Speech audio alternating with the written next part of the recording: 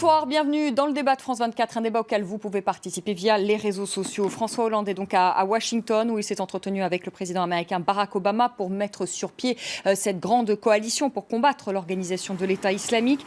Une coalition qui n'est pas encore sur pied et qui a déjà du plomb dans l'aile, il faut bien le dire. Un avion russe a été abattu aujourd'hui par l'aviation turque. D'après Ankara, cet appareil violait l'espace aérien turc, ce que démentent les autorités russes. Alors comment concevoir une coalition alors que les divergences entre ceux qui devraient être alliés sont si fortes, et on a pu l'entendre même lors de cette conférence de presse qu'ont donné Barack Obama et François Hollande. Une grande coalition, oui, mais pour combattre qui mais pour combattre avec qui, pardonnez-moi, au sol. Eh bien, on va en parler ce soir avec nos invités, avec vous, Eduardo Riancipel, bonsoir. Bonsoir. Vous êtes député socialiste de Seine-et-Marne, de la 8e circonscription, membre de la commission de la Défense nationale et des Forces armées. Artem Studenikov, bonsoir, merci d'être avec nous. Vous êtes ministre conseiller à l'ambassade de Russie en France. Avec nous, Georges Malbruno, bonsoir, grand reporter au Figaro, auteur des Chemins de Damas, le dossier noir de la relation franco-syrienne, et c'est avec Christian Chesneau, et c'est aux éditions Robert Laffont. Et vous en parliez ce matin dans le Figaro, très bien, vous avez fait tout un papier justement sur cette grande coalition, et vous aurez l'occasion évidemment de nous en parler ce soir. Général Vincent Desportes, bonsoir, merci d'être avec nous. Vous êtes ancien directeur de l'école de guerre, professeur associé à Sciences Po Paris et HEC, et auteur de cet ouvrage, La dernière bataille de France, et c'est aux éditions Gallimard. Avant de commencer ce débat, on va tout de suite écouter, si vous le voulez bien, le président russe, Vladimir Poutine, qui a réagi donc après qu'un avion russe a été abattu, je vous le disais, par l'aviation turque. On écoute le président russe. Notre avion a été abattu en Syrie par un missile air-air tiré par un avion F-16. Il était alors à 1 kilomètre du territoire turc.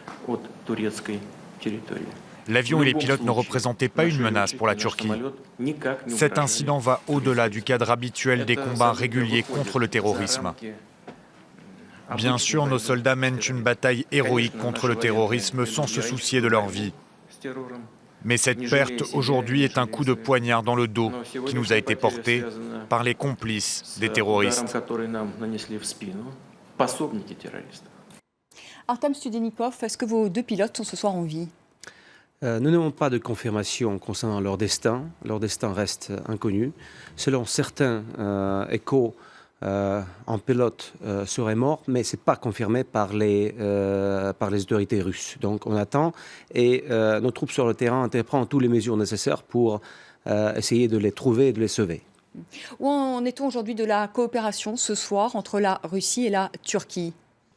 Évidemment, l'acte inamical de la République turque porte un coup dur sur les relations très approfondies d'ailleurs et très positives qu'on entretenait avec Ankara. Et c'est très dommage. La Turquie était toujours considérée par la Russie comme un pays ami, malgré le fait qu'il fait partie de l'OTAN. Et quand même, les relations approfondies dans tous les domaines. La Turquie reste toujours un pays étranger, peut-être le plus fréquenté par les Russes. Aujourd'hui, je pense que, évidemment, la situation va évoluer. Mais on attend les réactions officielles des autorités turques. Il faut donner quelque temps à tout le monde pour formuler les positions après ce qui s'est passé. Il faut attendre. Mais, il y aura des représailles de la part de la Russie ? Les représailles, ce n'est pas le mot correct, je pense, dans ce contexte, mais notre ministre des Affaires étrangères a annulé sa visite à Turquie. Et la visite, c'est très, très emblématique, parce qu'il devait venir en Turquie pour tenir un conseil d'un dialogue stratégique qu'on entretient avec la Turquie, qui reflétait la qualité de nos relations. Donc, il a annulé cette visite, c'est évident, c'est la première réponse. Il faut dire que ce n'est pas la première accroche quand même qu'il y a eu. Hein. Il y a déjà eu des problèmes justement avec l'aviation russe et l'aviation turque. Ce n'est pas le premier incident du genre. Jamais on allait à un tel niveau d'escalade, en tout cas aujourd'hui, mais ce n'est pas le premier incident du genre. Les incidents, des malentendus qui ont eu lieu avant ne peuvent pas être comparés avec un acte. Ce qui s'est passé aujourd'hui. Ce qui s'est passé aujourd'hui, tout à fait. Eduardo Riancipel, c'est un incident grave. Est-ce que justement cet incident, est-ce qu'il peut remettre en cause cette grande coalition que François Hollande attend, espère en tout cas? Il faut d'abord avoir les réactions officielles et réagir à sang-froid. Moi, je n'ai pas davantage d'informations que celles que vous livrez, vous, la presse. J'entends le ministre conseiller de l'ambassade de Russie ici à Paris, donc je crois qu'il faut attendre les éléments.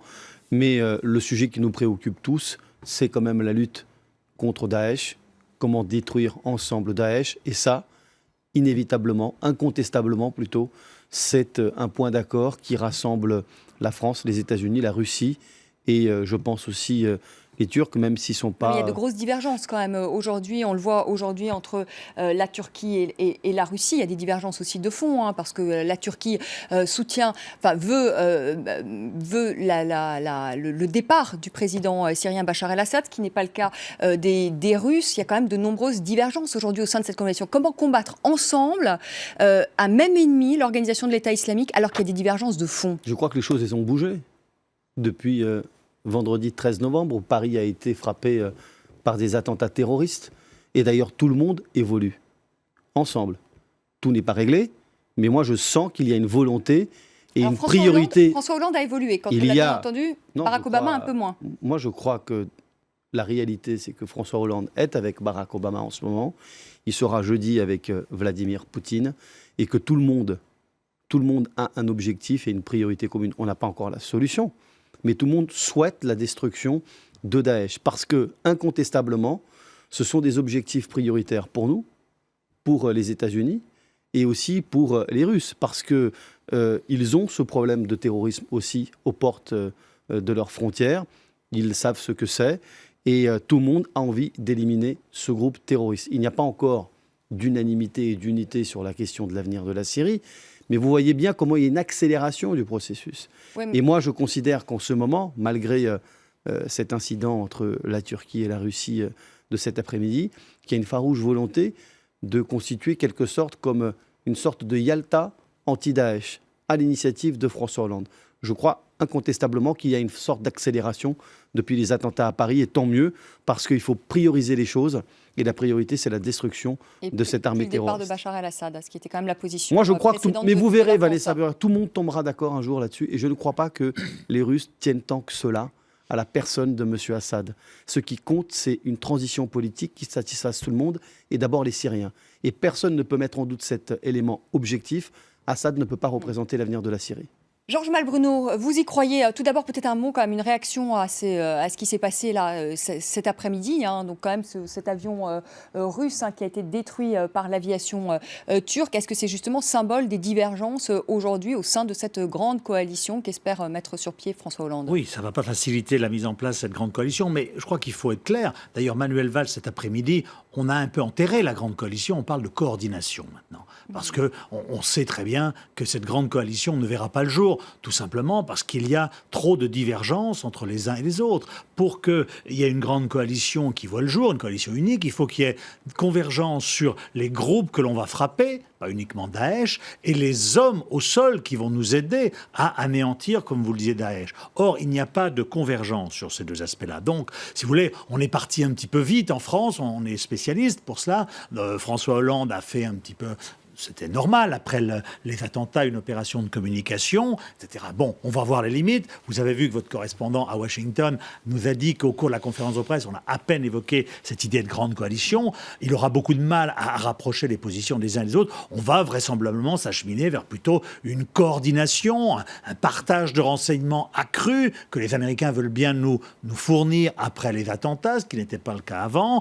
Et puis voilà, et puis ça n'ira pas beaucoup plus loin parce qu'on reste sur les positions figées les uns et les autres, et que eh bien il n'y a pas de mise en place. Et puis au chapitre aussi des contradictions, on dit la Turquie évidemment aujourd'hui a eu un avion, mais enfin, c'est quand même assez surréaliste de le voir. On appelle les Russes à davantage frapper Daesh. C'est vrai, ils doivent davantage frapper Daesh. Enfin, s'il y a un pays aussi qui a accueilli les djihadistes et qui sont allés en Syrie, c'est bien la Turquie quand même. Donc, je vous dis, il faut être aussi sérieux et puis rappeler un certain nombre de choses.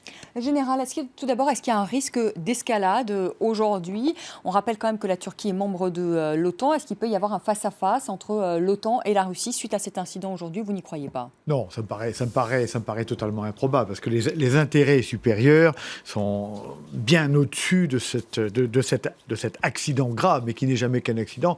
Et on peut faire confiance au gouvernement turc et russe pour apaiser la situation, mais effectivement, ça va rendre encore plus difficile la solution du problème. Alors, vous disiez tout à l'heure qu'il fallait se mettre d'accord sur les moyens et sur la façon d'attaquer Daesh. Moi, je crois qu'il faut aller au-delà de ça. C'est bien pour ça que c'est difficile. C'est-à-dire que tant qu'on ne sera pas d'accord sur l'après-Daesh, que veut-on du nouveau Moyen-Orient? Tant que les différentes parties prenantes ne seront pas d'accord, il sera extrêmement difficile de faire converger les efforts. Parce qu'on sait bien qu'on manque là d'une stratégie globale et qu'une stratégie se définit à partir d'un objectif commun. Cet objectif qu'avaient su définir M. Roosevelt et M. Staline pendant la Deuxième Guerre mondiale. Mais tant qu'on n'a pas fait ça, on n'y arrivera pas. Ça, c'est le premier point. Et là, je ne vois jamais la question posée de l'après-Daesh. Quoi du jour d'après? Tant qu'on ne sera pas mis d'accord là-dessus, tant qu'on n'aura pas redéfini le nouveau Moyen-Orient, parce que nous n'en doutons pas, l'ancien Moyen-Orient est mort, il ne renaîtra pas. Le Moyen-Orient de Sykes-Picot est mort. D'ailleurs, l'Europe a été redéfinie 2 fois depuis que ces lignes ont été tracées sur le terrain. Donc pourquoi pas reconstruire un nouveau Moyen-Orient? Il faudra le faire. Ensuite, vous dites, quelle force au sol? Et le problème, c'est qu'il n'y a aucune force au sol aujourd'hui capable d'aller faire le job, comme disent les Américains.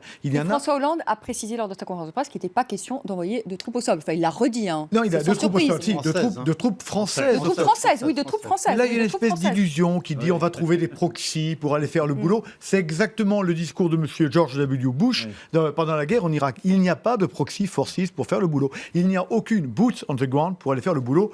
Sûrement pas les Russes, je parle sous votre contrôle évidemment, parce qu'un deuxième Afghanistan n'était pas exactement ce que souhaite M. Poutine. Les Américains sont fatigués de la guerre, les Turcs, je ne vous en parle pas. L'armée syrienne, elle arrive à peine à contenir, et malgré l'aide puissante des Russes, elle n'avance pas. C'est pas elle qui va aller faire le job. Quant aux Kurdes, ils ont certes repris Sinjar, mais ils n'iront pas à Raqqa, qui est une ville arabe. Donc on voit bien qu'il y a un véritable problème de moyens pour aller reconquérir et contrôler l'espace. Arsène Studenikov, pourquoi aujourd'hui la Russie ne lâche pas Bachar el-Assad alors qu'il a tué plus de 200 000, ça vous fait sourire Jean-Michel Bonneau, mais on peut se poser légitimement la question. Oui. Un homme quand même qui a tué 250 000 personnes, on peut se poser la question de savoir pourquoi la Russie le soutient toujours. Si vous permettez, je vais commencer par... Pas tout seul, mais enfin il en a fait un grand nombre de victimes, peut-être plus que l'organisation de l'État islamique aujourd'hui. Oui. Si vous permettez, je vais commencer par répondre au général, parce que je ne suis pas tout à fait d'accord en ce qui concerne ces forces qui sont capables à combattre le Daesh sur le terrain. Seule force qui est capable de détruire, d'éradiquer le Daesh, effectivement, il n'existe pas. Mais ça, c'est une très bonne question. Nous pensons que justement, il faut réunir toutes les forces qui sont hostiles au Daesh, qui sont hostiles aux djihadistes. Il faut les réunir et avec l'aide de l'aviation russe, française, américaine et d'autres pays de la coalition, je pense que cette tâche est possible. Et là, une autre question qui se pose. Comment réunir ces forces? D'après notre perception des choses, il y a la milice kurde, il y a l'opposition modérée syrienne, mais tout d'abord, il y a l'armée de Damas, qui est quand même, reste aujourd'hui en des forces plus capables de résister aux attaques de Daesh et d'autres groupes terroristes.